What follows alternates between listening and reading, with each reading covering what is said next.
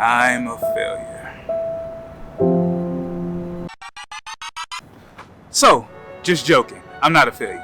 But today, I actually want to talk about something that a lot of people don't really talk about, but something I kind of want to get into, and that is my failures as an entrepreneur so far. Because I feel like I'm gonna always have failures, but the key thing is kind of learn from those failures and be able to move and progress along in your career. So these are a couple of my failures that I kind of want to just talk about.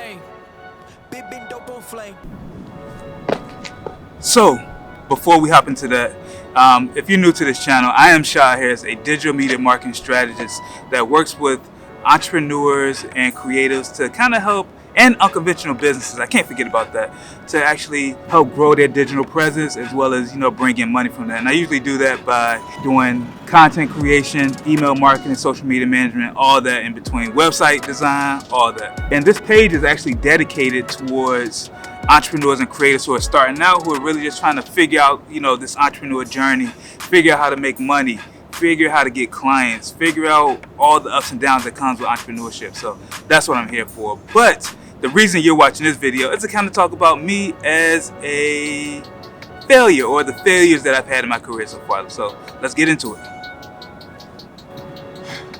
All right, so my first failure, I would have to say, is being steady and consistent with what I'm actually doing. So when I first started out, I always said that I was doing a little bit of everything. So I was doing everything from shooting baby showers to weddings, doing social media to running websites, doing graphics, all that in between. But then over the course of, a couple months to a year of actually doing that, I realized those aren't the things that I really wanted to do. So, and the reason that is bad, like knowing what you want to do is always a good thing, but the reason that became bad for me is because people would hit me up for stuff, and then I would say, hey, I'm not doing this anymore, or I've kind of stopped doing that. And then I will also always do that. Like, it'll be, the more I got so niche into what I'm doing, the more I will say, hey, I'm not doing this one particular task anymore. And that usually happened like every couple of months to like at least once a year. It'll be something new that I was not doing. So even though that helps me now, but on the way, it kind of got in the way of people saying, hey, this guy's inconsistent, or I saw that he did an event last year, but now he's saying he's not doing events. Which I'm not doing events now because I really just don't like events. But it kind of hurt me just by me not being consistent with what I'm doing. So my first real failure, or something that I failed at, it was just being consistent and steady with the things that I say that I was actually doing. So yeah.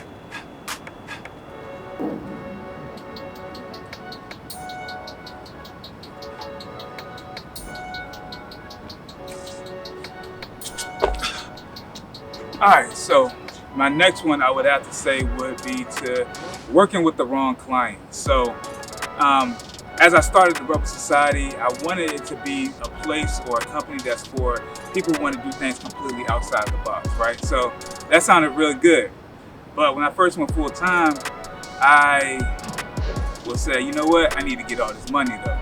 So those are two conflicting thoughts. Like, hey, I want to be real niche, work with people that want to do stuff completely outside the box. And if they didn't want to do things outside the box, I was out. But then on the other hand, it's like, you know what? I really need this money. Like, I really need to pay my mortgage. I really need to pay these bills I got. So I really need this money. So with that would be people reaching out to me that I didn't want to work with.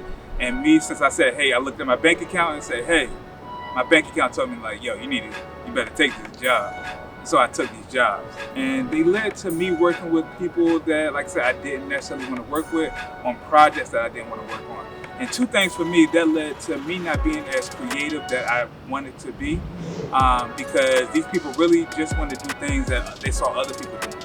So anything outside of that box, they wasn't for. Actually, within the past 6 months, I really started to kind of narrow my niche of who I want to work with, the projects that I want to work on, and businesses really start to boom for me. So that's actually what I learned is narrowing down who you want to work for or who you want to work with is the key to building a successful business. It's the key to you doing all the great work that you want to do, but it's also good for you, your mental, and like your self-love. Like, you want to do the things that you want to do. That's the reason we all became entrepreneurs, is to actually do things that we really want to do on our own time and love every day of it. So with working with certain clients, I really didn't have those. I was super motivated by money, and And every day I didn't love meeting with these people. I didn't love interacting with these clients. It was just a paycheck, which that's not the person I am or, you know, what I want to be known for. So, yeah.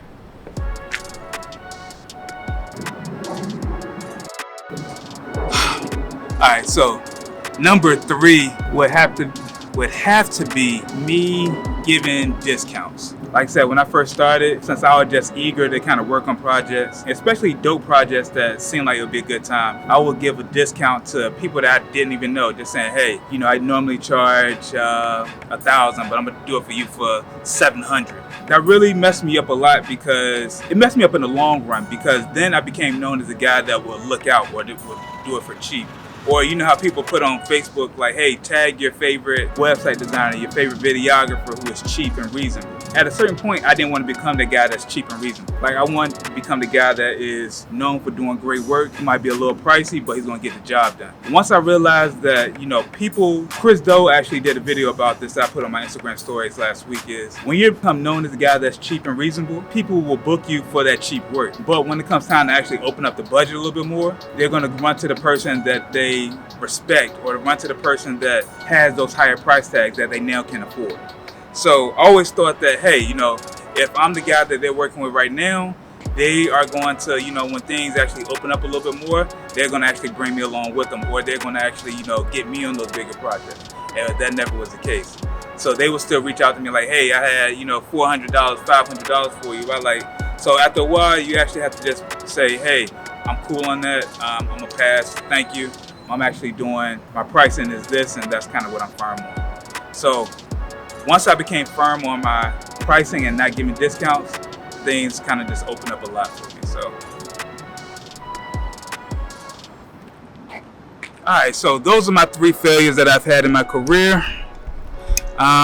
Those are the things that I kind of regret. Like, people say that you shouldn't regret things, but those are the things that I actually regret in my career that I feel has kind of held me back. But now I'm not doing those things. Now I'm very confident in my pricing. I know what my brand is. I know who the clients that I want to work with.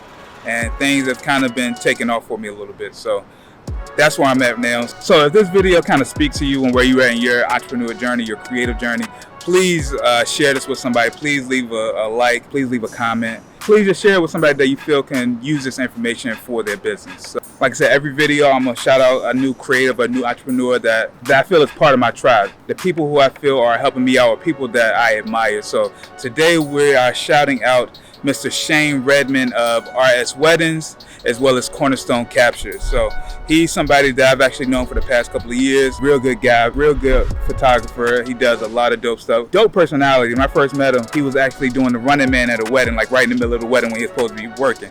So I like, you know, that's my type of guy right there. Follow. So make sure you follow them right now.